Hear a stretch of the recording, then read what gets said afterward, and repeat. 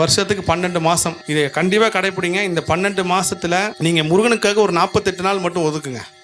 மற்ற 11 மாதம் நீங்கள் வாழ்க்கையில் எப்படி வேணாலும் இருங்க, என்ன வேணாலும் பண்ணுங்கள். அந்த 48 நாள் முருகனுக்காக ஒதுக்கி மாலை போடுறீங்களோ, இல்லை நீங்கள் வேஷ்டி கட்டி சாமி சபரிமலைக்கு எப்படி இருப்பானோ அந்த மாதிரி இருக்கீங்களோ இல்லையோ, 48 நாள் மட்டும் அசைவம் சாப்பிடாதீங்க.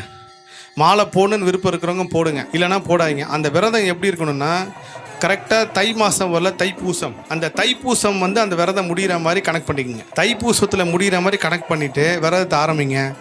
12 மாதத்தில் இந்த ஒரு மாதம் மட்டும் முருகனுக்காக ஒதுக்குங்க. இந்த 11 மாதம் உங்கள் வாழ்க்கை நீங்கள் எப்படி இருக்க போகிறீங்கன்னு மட்டும் பாருங்கள். அதே மாதிரி இந்த முருகர் கோயிலுக்கு இப்போ இங்கேருந்து திருச்செந்தூருக்கு மாலை போட்டு போகணும், பழனிக்கு மாலை போட்டு போகணும் கிடையாது. நீங்கள் கேகேஆரில் இருக்கீங்கன்னா கேகேஆர் பக்கத்தில் எந்த முருகர் இருக்கார்? வடப்பள்ளி முருகர் இருக்கார்.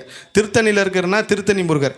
அதே மாதிரி அந்தந்த முருகர் உங்கள் தெருவில் சின்ன முருகர் கூட இருக்கட்டும், பாலமுருகன் சின்ன கோயில் இருந்தால் கூட அந்த முருகர் தான் உங்களை காப்பாற்றிக்கிட்டு இருக்காரு.